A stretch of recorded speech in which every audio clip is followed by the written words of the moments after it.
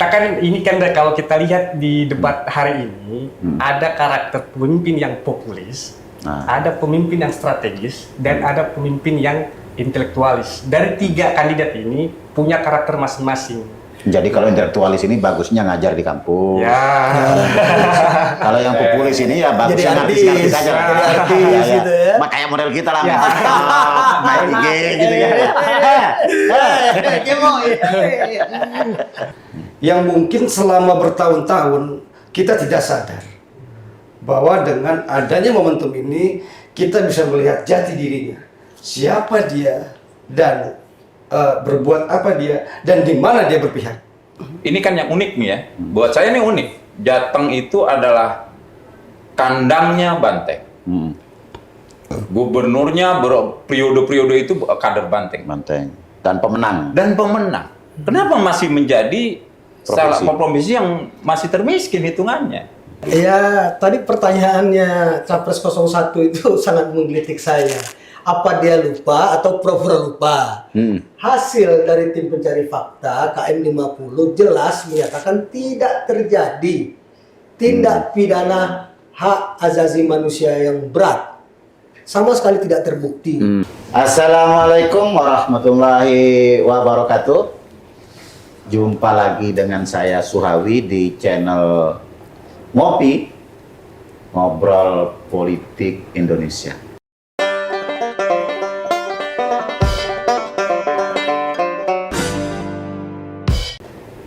Kita baru menyaksikan debat calon presiden, wakil presiden yang pertama pada malam hari ini dengan tema pemerintahan, hukum, hak asasi manusia, pemberantasan korupsi, penguatan demokrasi, peningkatan layanan publik, dan kerukunan warga. Hadir bersama saya di studio kami yang sangat megah dan luar biasa ini, ya walaupun masih perlu lebih disesuaikan agar menjadi studio. Ada Bung Diko Nugraha, ini nanti sebagai warga Jakarta, aktivis Islam, juga bisa memberikan pandangan-pandangannya. Di sebelahnya ada Bung Aderi Sitompul.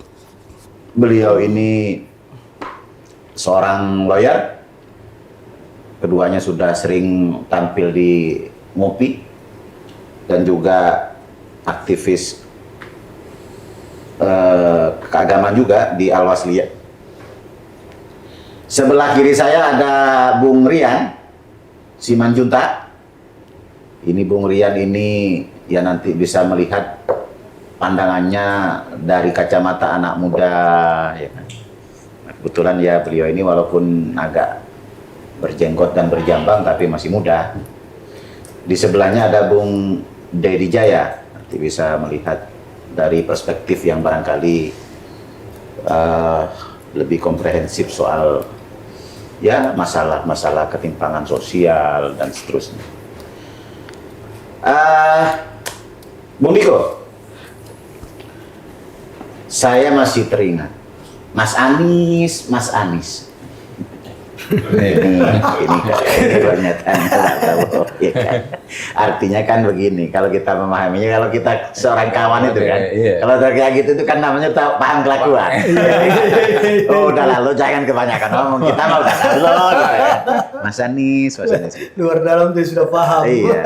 Cuma ini Bung Diko, apa namanya, Pak Anies ini malam hari ini, di debat malam hari ini banyak ngomong soal etika. Sebenarnya apa yang contoh konkret apa yang dia lakukan selama menjadi kepala daerah di DKI Jakarta? Soal etika, pembangunan etika yang dilakukan seperti apa, kayak gitu. Itu pertama. Yang kedua, dia mengklaim bahwa dia banyak memberikan izin pembangunan tempat-tempat ibadah, ya kan? Padahal ya saya tidak tahu apakah umat Islam mengetahui itu atau bagaimana ya. Nah terus ya juga tentu nanti ada banyak-banyak program-programnya beliau yang bisa dikupas. Silakan Bung Niko. Ya. Syukran Gus.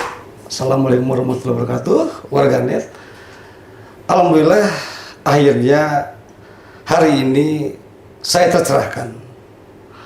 Allah walaupun agak sedikit bergetar jantung ini, saya terperangah. Yang mungkin selama bertahun-tahun kita tidak sadar bahwa dengan adanya momentum ini kita bisa melihat jati dirinya, siapa dia dan berbuat apa dia dan di mana dia berpihak. Ini penting. Alhamdulillah saya pernah bersama pasangan Capres 1 menjadi pendukung, malah menjadi garda terdepannya. Maksudnya Anies ini? Ya. Oh iya. Waktu di Alhamdulillah mana? saya Di DKI? saya tidak menghilangkan rezeki saya pernah bersilaturahmi dengan beliau. Ya. Sampai saya berjuang mati-matian sampai ke dalam sel berkali-kali. Tadi saya agak sedikit tercengang ketika orang yang saya anggap selama ini guru, ya, orang yang saya anggap ini berilmu, ada sedikit masalah dengan akhlak. Atau dalam bentuk Islam soal adab yang utama, karena setinggi-tinggi ilmu akan dikalahkan dengan adab. Karena adab ini adalah kondisi alak, dan itulah di situ bicara wujud sebagai ihsan, ya. Kalau di muslim ya. Nah, ketika dia melakukan penyerangan-penyerangan terhadap yang lebih tua, padahal momentumnya adalah bicara visi misi, bukan menyerang. Karena di Islam diharamkan menyerang duluan. Kalau dalam pikul syahad saya, pikul syahad itu tahu ya, diharamkan menyerang duluan. Kita hanya boleh bertahan, defend atau melawan. Nah, ketika saya lihat diksi-diksi menyerang duluan, berarti ini saya ada keraguan. Ternyata adab dan akhlaknya beliau dipertanyakan. Kedua, ini soal ya hal sensitif. Ini menyangkut hati umat loh. Karena umat ini punya harapan, punya obsesi, dan punya tujuan ketika dia mendukung. Karena ketika orang mendukung, ini bicara afiliasi, bicara keberpihakan. Yang selama ini dianggap saya punya jamaah, Gus, jujur. Jamaah saya di Jawa Barat mungkin tahu lah di saya di GPI. Wabil khusus di kelompok Priangan ya.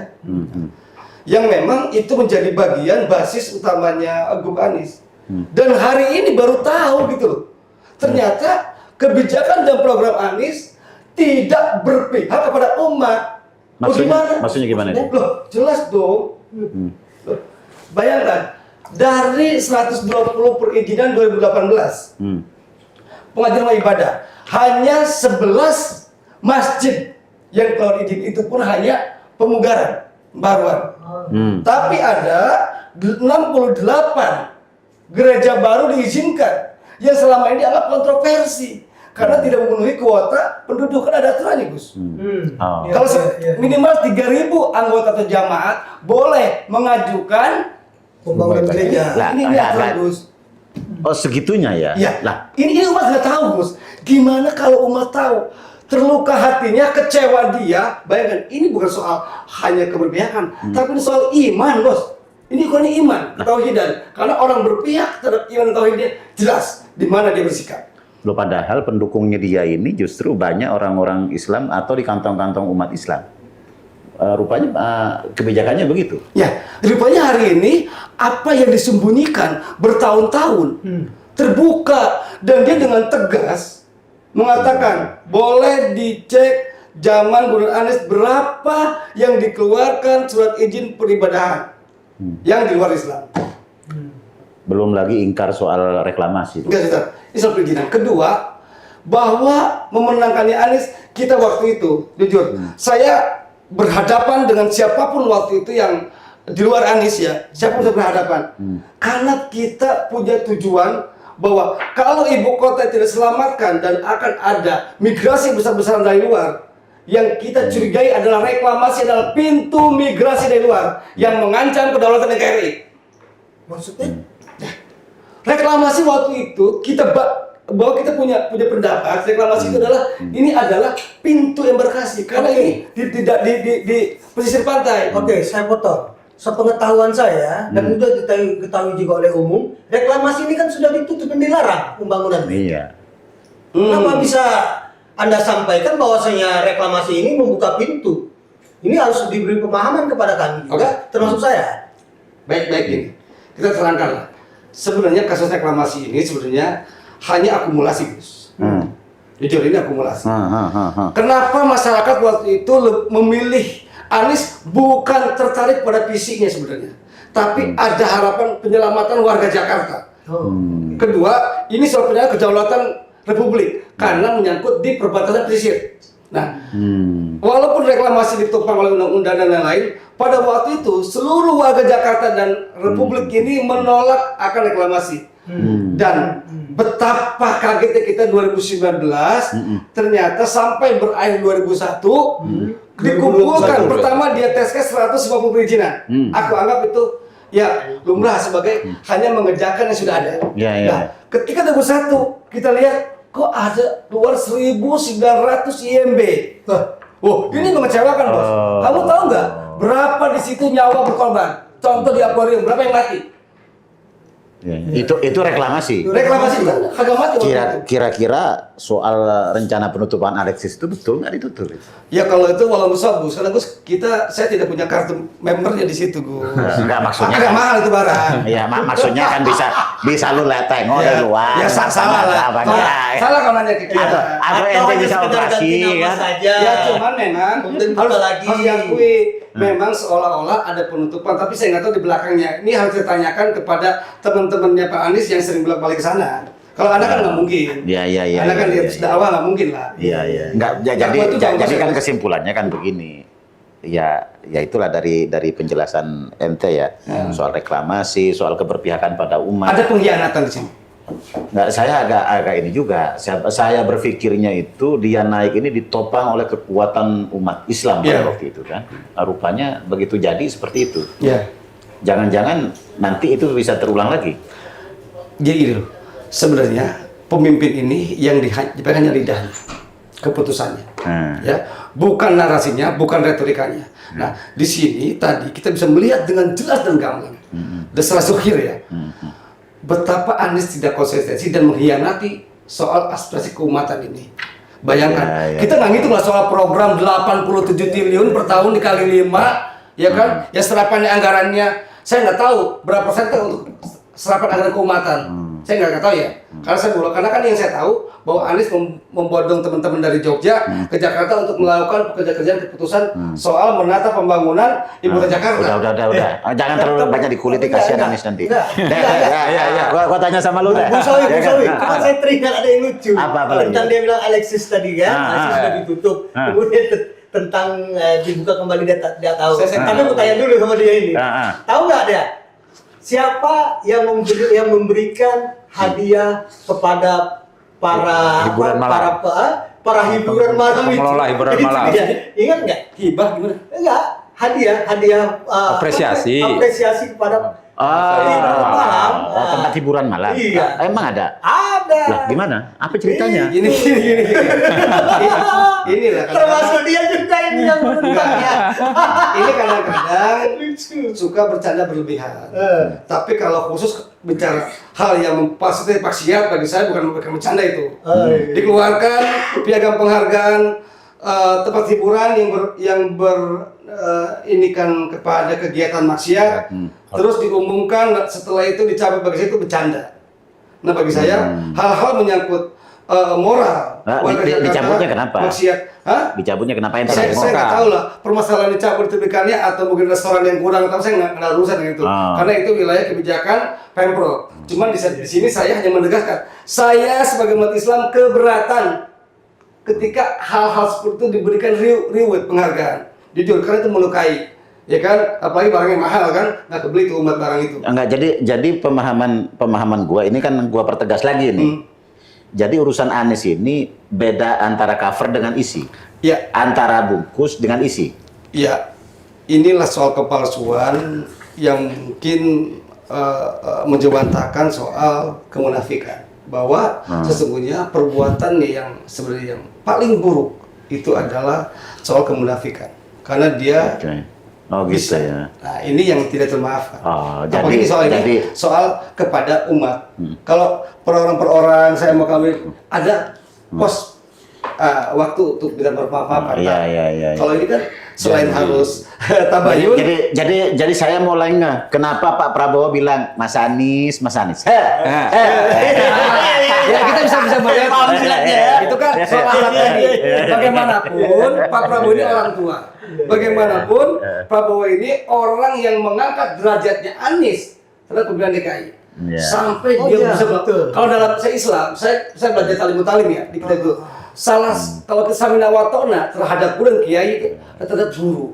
Apalagi Prabowo ini lebih dari guru, dia fasilitator loh. Orang-orang yang Iya, inilah lebih ya. dari guru. Berjasa lah. Dan secara alat bagi saya sebagai seorang santri itu tidak bisa itu soal gitu. Ya. Bersikap begitu.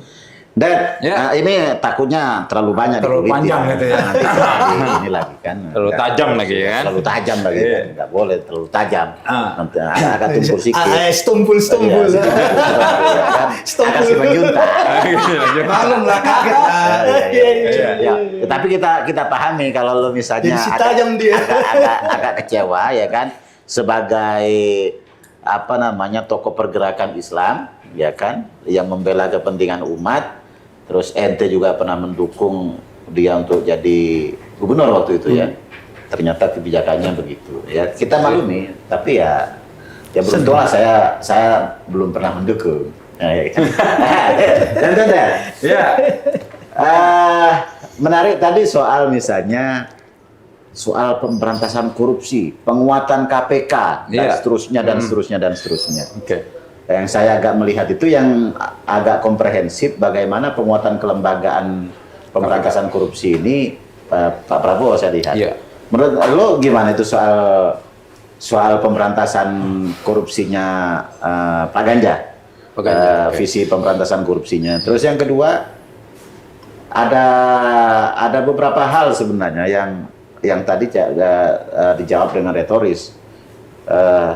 Misalnya soal kemiskinan di Jawa Tengah yang akut lah ya. Akut. Walaupun pertanyaannya tadi menjadi soal tenaga kerja ya. Tenaga kerja sama pupuk ya.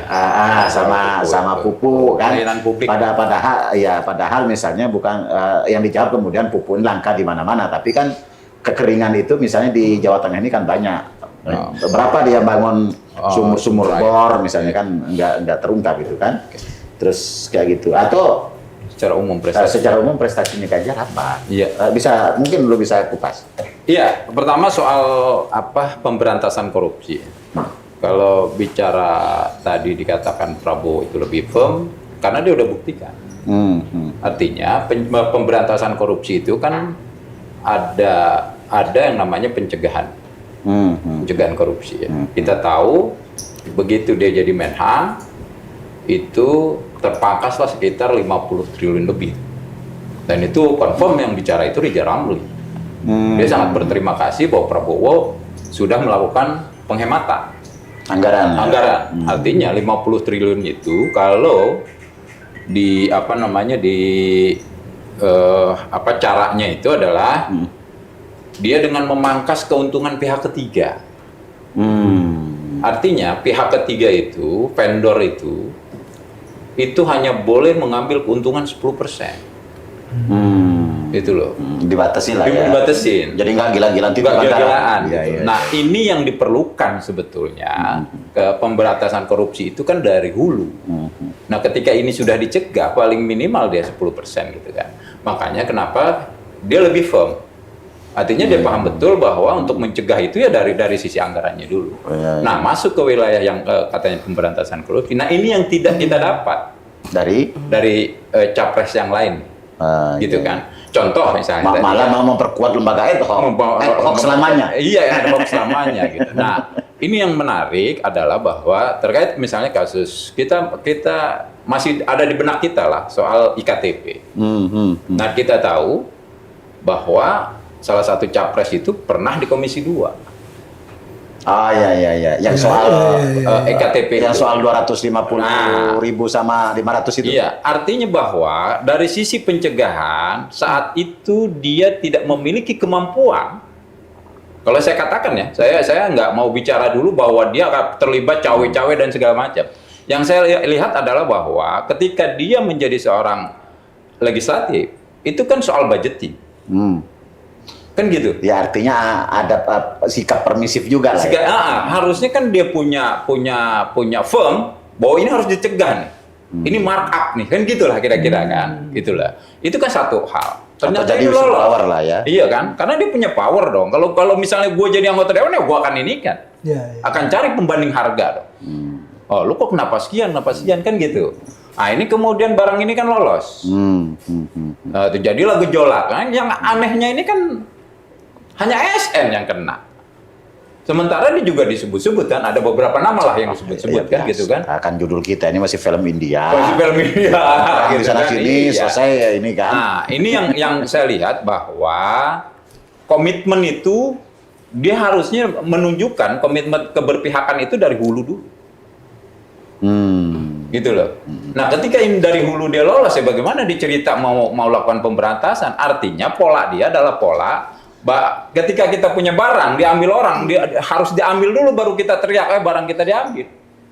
Sementara barangnya udah entah kemana. Berarti harus konsep pencegahan dulu. Konsep pencegahan dulu. Dari sisi pencegahan itu saya lihat dia nggak firm. Oke. Gitu. Dari pencegahan korupsi ya dia nggak firm gitu loh. Karena rekam jejaknya nggak tercermin di situ. Belum tercermin gitu kan. Iya.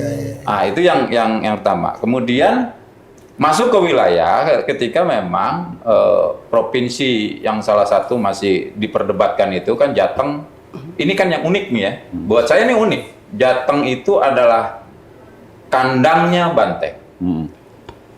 Gubernurnya periode-periode itu kader Banteng. Dan pemenang. Kenapa masih menjadi salah provinsi yang masih termiskin hitungannya? Kan gitu ya. Nah, ini kembali gitu loh. Kan kemiskinan dipelihara oleh negara. Nah, itu yang rancu gitu kan. Ketika seorang gubernur itu, seorang leader, itu kan dia harus, apalagi dia mencirikan dirinya sebagai kepemimpinan yang populis. Kan gitu. Nah, kalau kepemimpinan yang populis itu kan yang berbahaya ketika tadi itu cerita memelihara kemiskinan supaya dia populis. Iya. Ya kan gitu. Kita nggak usah masuk ke sana lah. Artinya bahwa mindsetnya dia untuk mengentaskan kemiskinan, untuk bicara populisme itu nggak matching gitu loh. Dia ini 10 tahun. Ketika dia dekat dengan rakyat, dia harusnya paham. Gitu loh. Kemudian kan dia harusnya paham. Ini ada kekeringan. Kan gitu kan? Sumber mata air untuk kehidupan. Berapa yang dia sudah bangun? Karena ada waduk yang di Wonogiri itu. Baru dibangun gitu kan? Terus kemudian kita lihat, masa yang harus turun tangan kayak dari Kemhan? Tapi kan tadi dia mengakui dia sukseskan program-program nasional. Cuma dia tidak ceritakan apa yang sudah dia lakukan. Nah, ini berbeda dengan Solo, coba. Kita lihat ya. Ini kan sama sebenarnya. Satu inilah ya. Satu irisan, satu partai tadinya kan. Kan ini digelontorkan semua nih dana di sini. Kan harusnya di Jawa Tengah ketika pemenang itu adalah partainya, ini kan harusnya bisa merubah.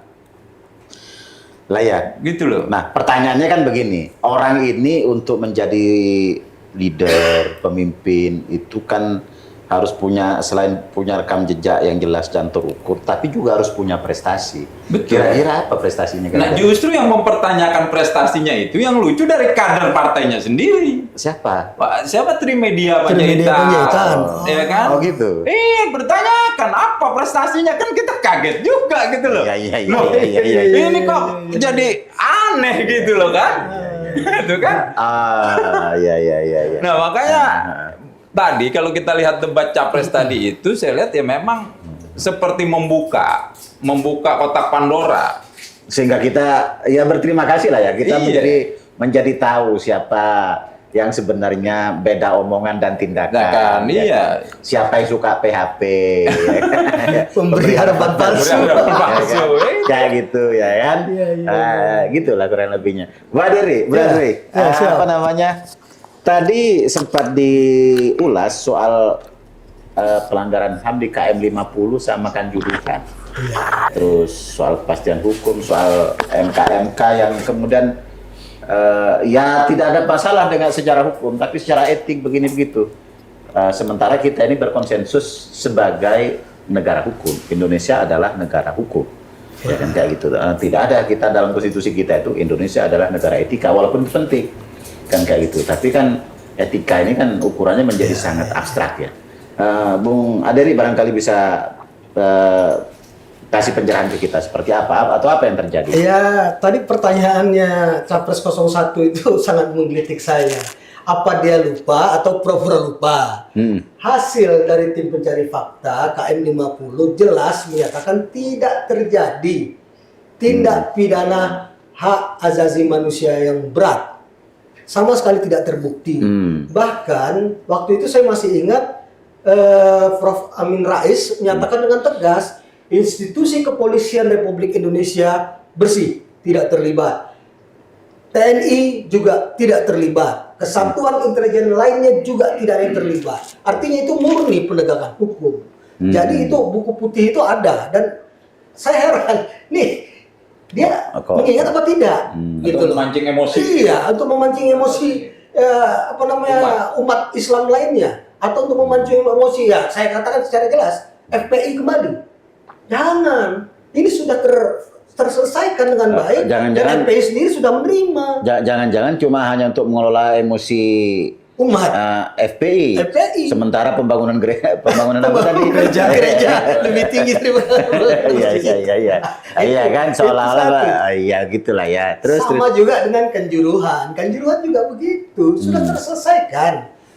Gitu loh. Tidak ada keterlibatan ataupun kesengajaan dari pihak kepolisian Republik Indonesia. Semua itu memang sudah sesuai dengan SOP.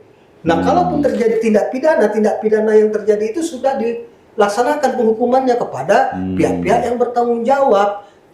Itu pun bukan tindak pidana yang disebabkan dengan istilah hukum kesengajaan, tidak ada, tetapi kelalaian.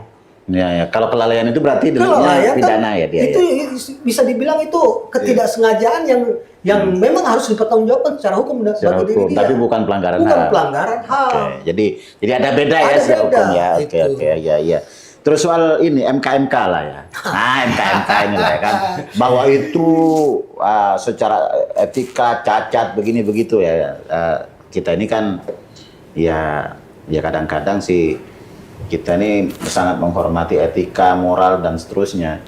Cuma dalam praktek dan kenyataannya ya etika dan moral itu penting ketika tidak menyangkut diri saya. Kalau itu buat orang lain, itu tidak bermoral, tidak beretika ya kan. Sementara kita lupa urus etika dan moral kita. Gimana berarti? Jadi apa yang disampaikan oleh Capres 02 Pak Prabowo itu sudah benar. Karena kalau sudah putusan MK itu final and binding, udah nggak ada lagi upaya hukum apapun, gitu loh, sudah final dan bisa dieksekusi ketika itu juga. Iya. Ketika bicara tentang etika, ini pertanyaan Pak Prabowo, siapa yang Anda maksud? Siapa yang mengintervensi? Buktikan. Jangan menjadikan itu sesuatu yang mengambang seolah-olah ya oke, boleh saya bilang ada intervensi Pak Jokowi. Sekarang pertanyaannya, buktikan, gitu loh. Jangan hanya hubungan kekerabatan itu dijadikan sebagai alasan. Kalau saya kan melihatnya begini nih, soal MK-MK lah ya. Ini kan orang hanya menarik garis benang linier bahwa Anwar Usman itu, ya kan, dia tidak punya istri, menikah dengan bule lah ya, bibitnya. Jadi Mas Gibran kan, yang juga suaminya juga sudah tidak ada, sama-sama duda sama janda berjodoh, menikahlah. Kebetulan Anwar Usman ini jadi ketua NKRI, ya kan. Dalam perjalanannya ada gugatan ke Mahkamah Konstitusi. Yang menggugat pun bukan Mas Gibran. Betul. Iya kan? Betul. Nah, bukan Mas Gibran. Betul. Itu fakta kedua. Betul. Habis itu diputuslah sama Anwar Usman ini. Iya. Dan putusan itu kan putusan normal, berlaku untuk semua orang, bukan hanya buat Gibran. Kalau misalnya ada orang lain mau cawapres atau mau capres, ya silakan kan? aja. Itu kan bisa berdasarkan putusan itu. Betul. Iya kan? Tapi kan kemudian ini direduksi seolah-olah ini hanya untuk Gibran. Dan Sekarang seolah-olah ini betul. ada intervensi kekuasaan, seolah-olah ini ada rekayasa hukum. Menurut saya ini sebuah pendapat yang sesat dan menyesatkan. Betul sekali. Gitu ya. Jadi begini, Hakim MK itu ada berapa? 9. Apakah bisa memutuskan suatu perkara hanya 8 orang? Ya, ya. Tidak bisa. Itu logika berpikirnya ke sana. Gitu loh. Kemudian apakah dia bisa menolak ketika ada gugatan masuk terkait tentang pencapresan maupun wacapres yang tidak menyebutkan nama Gibran? Itu dia. Karena hakim ataupun pengadilan itu tidak boleh menolak perkara untuk masuk. Itu Jadi tidak tinggal boleh. diputuskan di dalam aja itu kan. Itulah kadang-kadang. Ditum sendiri pun ada tata caranya, harus ada verifikasinya dulu, baru terperbaiki, baru bisa dimajukan. Setelah tidak dipenuhi, baru dinyatakan gugur. Nah kalau di MK tidak ada verifikasi seperti itu. Itulah loh. dia. Jadi apa namanya? Ya saya lihat sih lucu-lucuan aja. Iya. Ya biasalah kan. Ini kan karena banyak orang yang tidak sarjana hukum, jadi ya putar balik, kita pun bingung. Iya kan. Iya. Rian, Siap, Gus. ini kan calon pemimpin kita ini ya kita akuilah mereka adalah orang-orang terbaik di generasi sekarang ini. Tapi kan Rian ini juga punya generasi muda lah ya, milenial dan Gen Z ini kan. Ini kan tentu punya perspektif sendiri, punya cara pandang sendiri dalam menilai kira-kira pemimpin yang layak itu seperti apa. Dan dari 3 calon presiden ini menurut Rian siapa yang paling cocok dan mewakili kepentingan generasi kalian? Oke, Assalamualaikum warahmatullahi wabarakatuh. Sebelumnya saya ucap terima kasih Gus.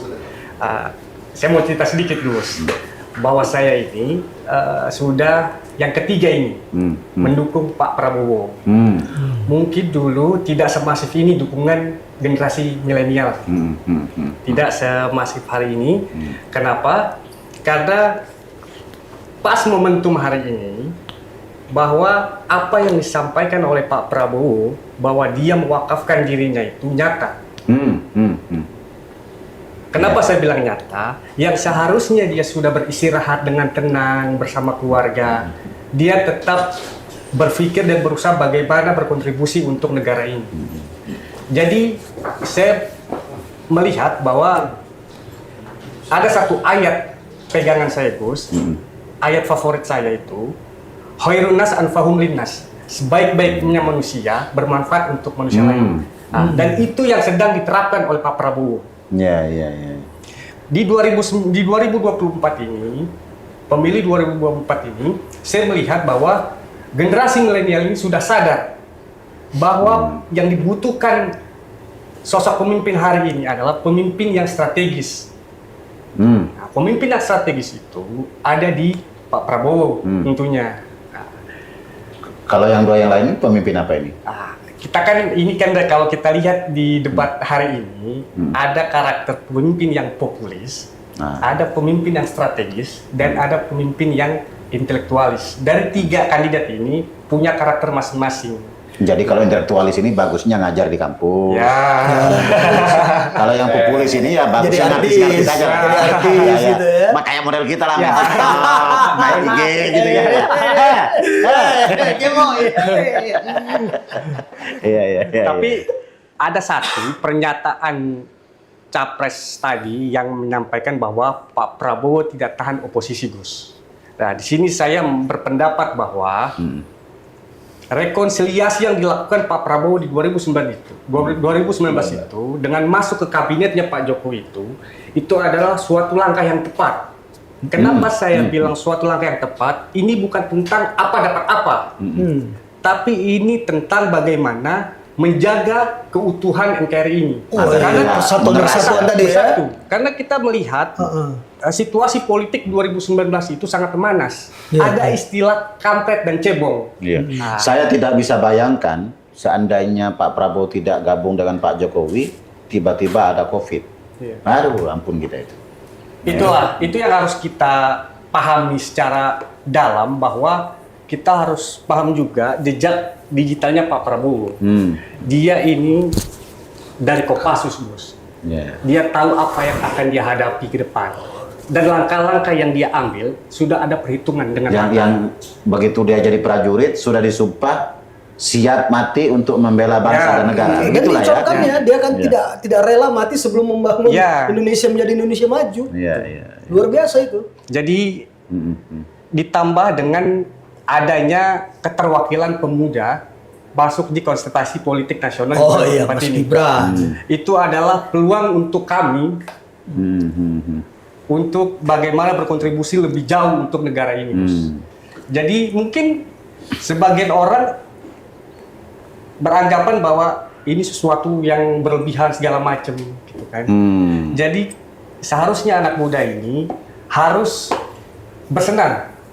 Kenapa harus senang? Bahwa peluang kita ini sangat besar terbuka lebar untuk bagaimana mengikuti konsultasi politik 2024 ini. Oh iya. Oke.